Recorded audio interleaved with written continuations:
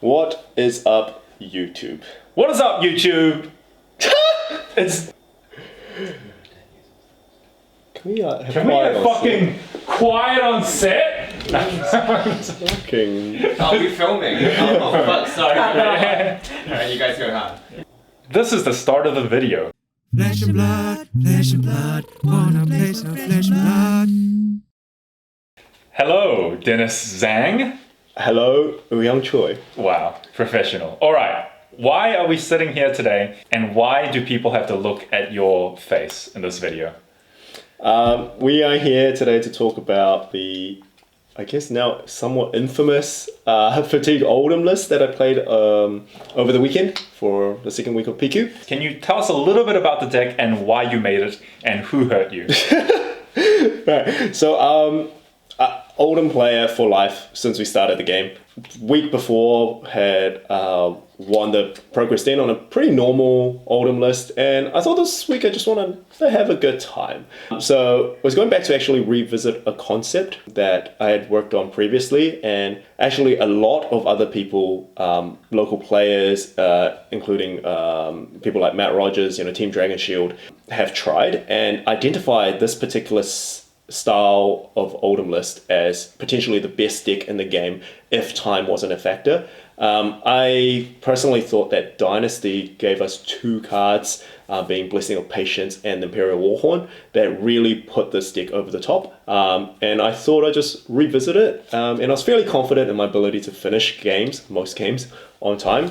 And yeah, just have a little bit of fun with it. And it's something that people hopefully wasn't going to be expecting over the weekend, and it worked. Cool. So sounds good. So we're going to get into the deck list itself, some of the matchups, and how you sideboard for that. Yep. But before we get to that final question, there is the belief that this deck is unbeatable, that this deck was created purely to hurt people, that this deck has no win conditions, that it's just there to grief people. Can you speak just a little bit about that?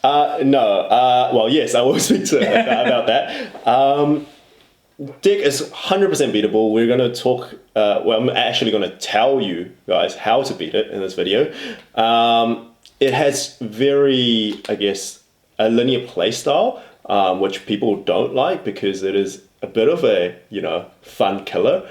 And I totally agree with that. Like, if you're a new player and you sit down across from this, like, you probably just quit the game, to be honest. But at the end of the day, this list is good. It wins games that can potentially win you big tournaments.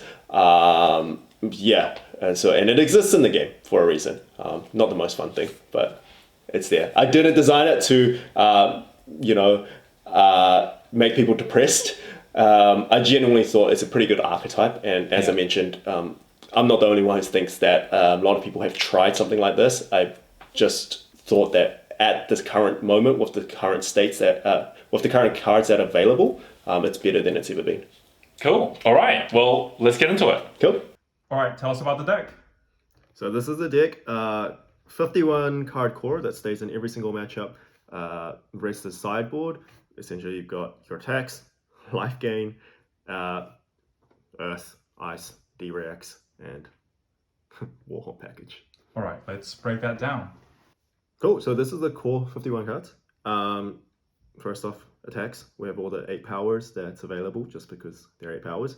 There's a total of 21 poppers in the deck, including the Oaken Olds, with 3 Remembrance. That makes it 30, which actually brings it to roughly the same as a normal Oldhim deck. The only real consideration here was this blue mulch. Could be blue disable, blue choke slam. Mulch just because in most matchups we're playing 9 earth cards, which just makes the on hit a little bit more relevant than a disable, I thought. Ice cards, pretty standard. The only thing is we've got 1 Insidious Chill instead of 3 Winter Spites. If I were to play this list again, and knowing Auckland being quite a Guardian heavy meta, I would drop 1 Hypothermia as well and go down to 2 Insidious Chill. That is one of the big win cons, I guess, in the mirror. But yeah, Hypothermia, best card in the game. One of the best cards in the game, I reckon. So if you're not playing this in Oldhim, yeah, reconsider. Earth cards, Recursions standard, and Oaken Old. That's our main win condition into most matchups. Bonk them for 1 million and you win. Crown and Shield in almost every matchup except into Wizard. So Brothers in Arms is just free value. And here's our 9 life gain cards. Contrary to popular belief, we're not actually running 3 Sunkus, 3 Healing Balm. It's just a 3 of.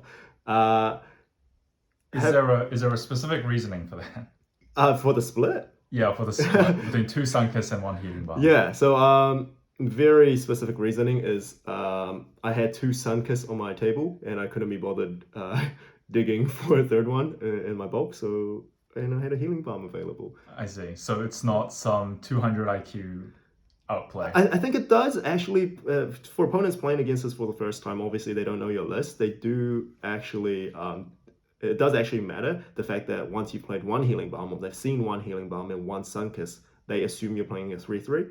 And I don't know if that changes opponents' gameplay at all. Maybe they think you've got more 2 blocks left in the deck than you actually do, and they try to go off a little bit earlier. Can't really say. And I just want to mention Blessing of Patience. This is the card in Dynasty, I think, that really put this deck over the top, because previously, we would be running a 3-3 split. But with Blessing of Patience and also Imposing Visage, essentially you've got 3 ways to tutor it as well.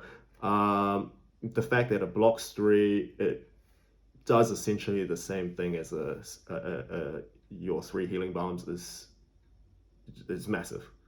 And yeah, that's the core of the deck. So with Imposing Visage, what are you usually tutoring for? Right, yeah. So in this deck, we've actually got 4 targets for this card, which is awesome. So we've got the Blessing, we've got the Insidious Chill, Hypothermia, and Channel Lake. It is situational. Most of the time, of course, depending on the matchup, I'd wait for a Tunic to go on 3, hold 2 cards for an Imposing Visage with the Tunic, grab a Blessing, and then you've got 1 card left over to Ice Hammer. If it's turn 0, and I might grab an Insidious Chill, depending on the matchup, especially for matchups such as Wizard, into Dromai, into the not into the Mirror. The Mirror, you want to keep Insidious Chill for actually later in the game. But matchups where you are going to be running the explosive elements, you want to get this out a little bit early just so you have extra chance of getting it off. But otherwise, getting the red out of the deck with Blessing, grabbing Blessing is most of the play. Against things like Lexi or Briar, if you need a kind of like a reset button, you grab a Hypothermia. So that was the core of the deck. Can we talk a little bit about your sideboard and sort of what you bring in and what you take out for those matchups? Sure. Yeah. So let's start with the most boring one, the Guardian Mirror. This is what we bring in. So going up to actually 69 cards. We're going to cover this together, Bravo and Oldhim. Against Bravo, you cut the expose and go down to 68.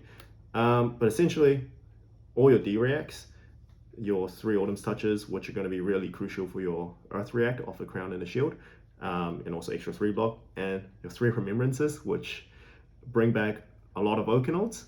Your win condition in the Mirror is actually you have to finish on time, which means, of course, playing fast and whatnot, but you're actually chipping damage at your opponent while you're gaining life. And once you've gained enough life and they've run out of hopefully most of their big threats in the deck, you can actually start taking damage. Because if you're on 40 health at a late game and you've got 20 cards left with 2 Remembrance left in the deck, you know that you can take 8, you can take 7, and to swing back with Oaken Old Fuse, Oaken Old Fuse, Oaken Old Fuse, Remembrance, and back and go again. The win condition in the Mirror is actually late game, set up an Insidious Chill, Oaken Fuse. And it's as simple as that. Once 3 counters are gone, you might want to Remembrance back Oaken Olds. If your opponent knows your game plan and they've cycled defense reactions throughout the deck, that's even more important to do so. Just so once they've fully blocked your Oaken off a red Staunch, they don't actually have a card to come back at you with. Preserving life early on is really important. You just block all the cards out of your deck. Of course, you swing when you can. And I think this is the matchup that people think, it's guaranteed to go to time. That's actually 100% not true.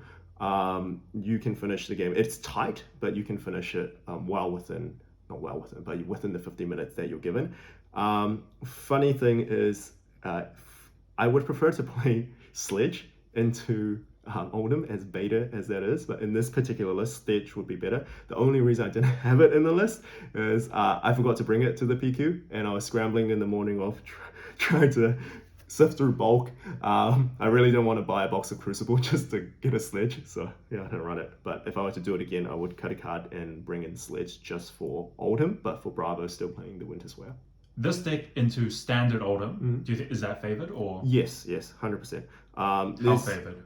I would say very favored, especially standard Oldhim now not running. If they don't run Remembrance, they don't run your 3 Oaken Olds, not your double pulverized package and things like that. A lot of them running, I don't know, there's things like Chokeslam, which is not, they're good cards, but into a list like this where you're just blocking out Crown Shield, 1 card, Earth React, happy to say pass or gain 3 on your turn. It's not, they don't have enough to punch through you, and you've got such a huge life gap towards the end game, and they don't have enough D-reacts to essentially shut down 7, 8, even more than 10 Oaken Olds if you really got down to that point. Cool. And would you say the same for the Bravo matchup? Yeah, and Bravo's just free. No one cares about Bravo. Yeah. I heard only bad players play Bravo. Yeah. There's a particularly bad one in Auckland. We won't name him, but yeah. All right, sounds good. So what's the next matchup we're going to talk about? We're going to talk about Iyslander and Dash together because we essentially have the same game plan into them. The only difference is into Iyslander, we're adding in 3 Oasis Respite, and into Dash, we have the 3 Autumn's Touch instead. I guess that should be pretty self-explanatory. This is the other card that in Dynasty that really, I think, makes this deck work. The fact that you can recur this with Remembrance as well essentially neutralizes the 2, I guess, hardest matchups for Oldhim, which are Iyslander and Dash usually.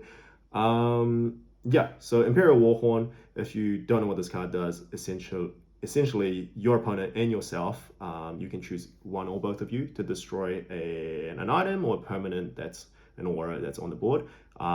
Against Iyslander, you're playing this to get rid of frost hexes that are on your side of the board, and your opponent also has to choose an aura or an item. Usually it's a potion for them. Against Dash, that's going to destroy one of their items. And of course, the biggest fear of any Guardian player is getting Exodia assembled on you and getting hit for 20 a turn off 2 cards, right? So gameplay into those matchups, super simple. You heal as much life as possible and you Crown of Seeds every single turn. So you always prioritize Arsenal, even if that means taking a little bit of damage. Crown of Seeds every single turn until you find your Warhorn. Play it out at first instance. As soon as you have the ability to, you use the Warhorn. Against Dash, they'll have to choose an item. And if good Dash players, they're going to play out a Tickler Pounder to counter that. They've got 3 Tickler Pounders. We've got 3 Remembrance, meaning we've got 4 uses of the Warhorn. Of course, if they counter all 3 of your Warhorns with Tickler Pounders, good on them. Deserve to win the game. Against Iyslander, once you kill 2 of the hexes, it's pretty much impossible for you to get comboed, especially on the life total that you have. Good Iyslander players, they're going to realize your game plan and pitch all of the frost hexes together in the late game. So they play them 3 turns in a row into the combo, which means you won't have time to Warhorn into Remembrance.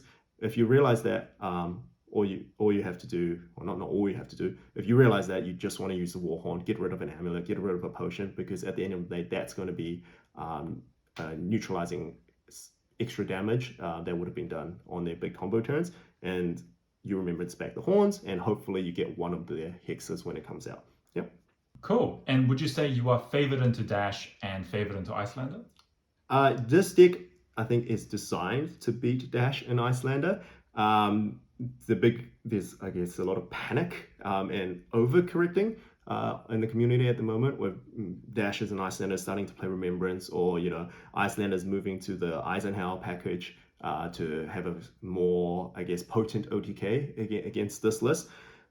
Sure, if every single Oldhim is going to be on this list, that's going to work, but also I think that's a little bit counterintuitive. You're adding more no blocks in your deck, cards that don't threaten the Oldhim player as much. So if you sit down and I happen to be running a normal mid-range aggro Oldhim, that's really good for the Oldhim player in that sense. Just a note into the Iyslander matchup that I forgot to talk about is even with all the attacks in the deck, we're not using them. We're keeping the blues in the deck unless it's extremely free. Like when your opponent doesn't have an arsenal, you have a 4-card hand or 5-card hand, and you just throw an 8 at them. Otherwise, most of the turns, if you've got 2 cards, 2 blues in hand, no arsenal, I'm happy to say pass. If they play out their card from arsenal and ping you for 3, you prevent 3 damage. Arsenal, go. If you hammer them, it opens up the opportunity for them to ping you back. You're losing an arsenal or taking 3 damage or more. Yeah, Fire is actually the hardest matchup for the deck, and you might have noticed the omission of Fateful Scenes. That's because instead of choosing 2 copies of That All You Got, yeah, does it really help that much? Not really sure, but if you do essentially high roll a draw off the top, like you play That All You Got, draw into a Sunkus, that's just infinite value. Also, this Heart of Fyendal would obviously, into most other matchups, is never doing anything. But against Fi, you just want to cycle your deck as much as possible. If you can get 4 points of value of this over a game, that could be the decider. Otherwise, we're adding in these 3 blocks, D-reacts, again, life gain. Just be careful with Fi, obviously. Oasis with Shuko on the board, same as Crown. A lot of people make that mistake still and just neutralizes it. And here's a couple of cards. Well, the card that I'm not actually too sure about in the matchup. I do think it's worth playing 1 or 2 copies of Remembrance into Fi, actually, because this list, or Oldhim in general, who's trying to fatigue Fi, actually gets fatigued first. And if you do have the window to Remembrance, such as drawing it off That All You Got, or Fi has an off turn, getting back just 3 blocks or getting back your Blessings of Patience, where you could later on potentially gain another 3 life, could be the difference in the game. Not really sure if I want to play 1 or 2 into that matchup, but I think at least 1 is correct. Yeah, but it's a hard matchup. Cool, so this is for Briar. Pretty much exactly the same as into Fire, but we're going to bring in 2 red Staunch responses. Staunch is just good into Briar a lot of the time, nimblism into anything or off a channel turn. It's being able to stuff, even 2-card stuff a snatch for 10 with Go Again. It's pretty good. We don't want 3 just because it's a little bit clunky, and of course they're running Zoots, so actually having too many D-Rex can just kill you. Into Briar, we are just straight up fatiguing them until a late game where we just go hammer, hammer, hammer, hammer, hammer, and they've got no cards left. If you do have Okens left in the deck at that point, or you can sew tomorrow 1 back, that's great, but win condition is they run out of threats, you kill them. Cool, and this is what we play into Dromai, so we bring in the Autumn's Touches, extra poppers, and Remembrance for your poppers. Expose, just as a blue, but also if they are on Ghostly Touch, exposing the Ghostly Touch essentially makes sure you don't just die. That All You Got, it's a yellow that you can use. Play it on a Miragai, an Ashwing value. A consideration is also bringing in the Warhorn. Of course, they can just choose to destroy an Ashwing, but if you are able to snipe something like their Time Snap Potion, it's game winning. Yeah, and the game plan into Dromai is hammer Ashwings, pop everything, pop important dragons, gain life, Remembrance back, and take it to a fatigue end game. Dromai is also going to be pretty tough if they know what they're doing. But the good thing into Dromai is they'll have a lot of dead cards into this matchup, like their Sink Belows, Fates, even Sand Covers, things like that, because you're not really attacking them for most of the game unless it's completely open. You're just trying to clear the board as much as possible. But yeah, it's Dromai. Equipment is honestly pretty standard. Headpiece, best card in the game, Crown of Seeds. Only 1 weapon, being Winter's Wail. The main reason for that is it gives Frostbites, and if you give Frostbites, you can give people Mirage's tokens. But seriously, I would add Sledge into the list if I had brought a Sledge with me on the day of the Proquest. That was an error on my part, shall we say. Only Rampart for the shield, because you're crowning, shielding every single turn. And in the offhand, and essentially 3 null rune pieces. These you play into both wizards, and Ironhides and Craterfist tunic into every single matchup. We just spent a bit of time talking about all the the important matchups. Can you tell us a little bit about the remaining matchups? Yeah. All heroes matter. Even Lexi players are important. But we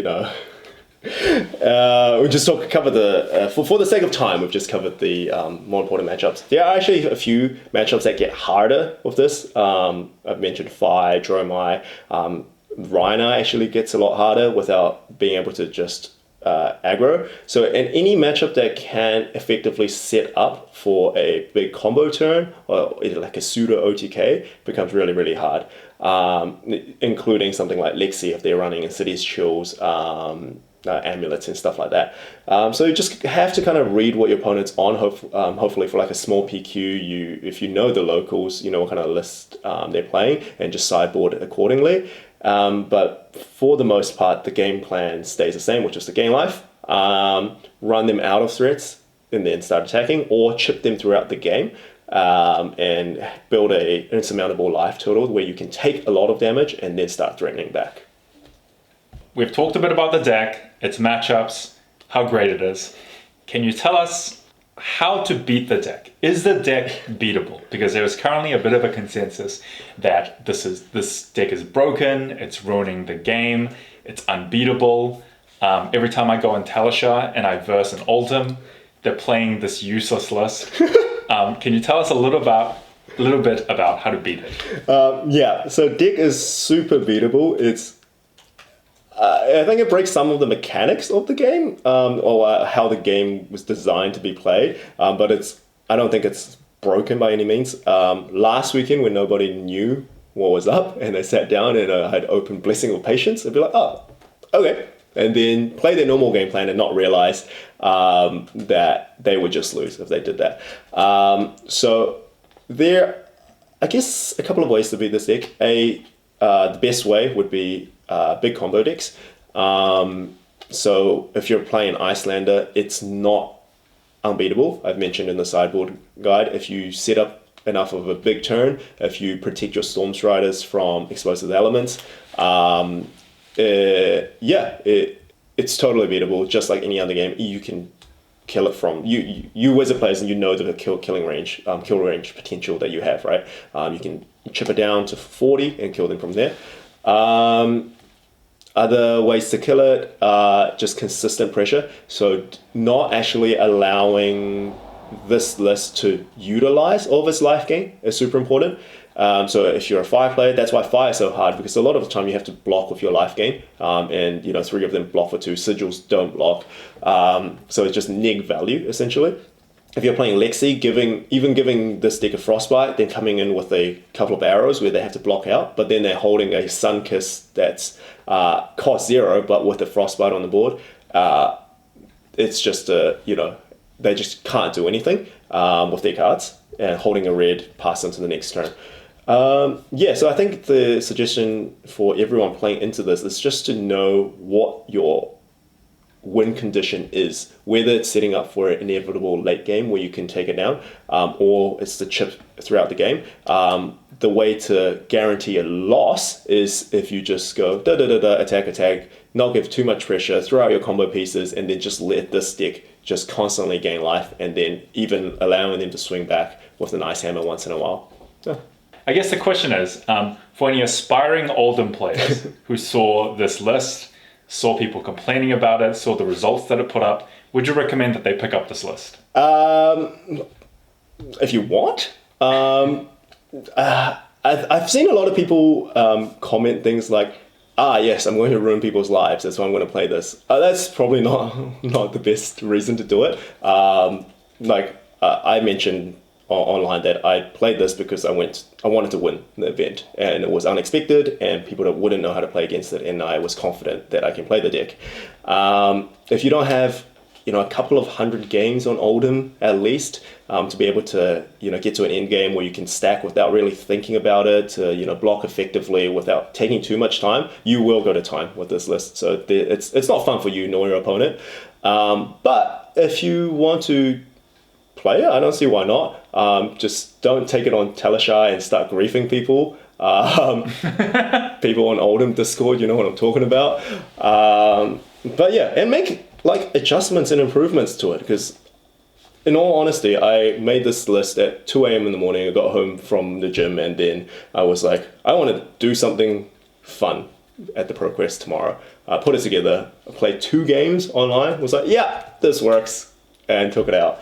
It's definitely not the most refined version of the list. I think it's pretty good. But yeah, I'll be really happy to hear what other people come up with as well. Cool. And with the looming ban list coming up, do you think this deck might get hit in that? Yeah, I think Crown of Seeds previously wasn't on the radar to get banned. And I think if there was a ban, it'll just be an ice card like Hypothermia or Channel Lake. With this list kind of existing and people realizing the play style of this style of list, which actually abuses Crown of Seeds, as one Kale McCreath would say, you would either have to hit Crown or one of the something like Remembrance to stop that kind of recursion. But yeah, honestly, ban whatever. Like PT1, they banned Autumn's Touch, they banned Awakening, Worlds, they banned Stormstriders, and they banned Pulse. Just before the calling, you fucking hit me again, LSS. I know where your office is. Yeah, we're gonna have to bleep that. Yeah.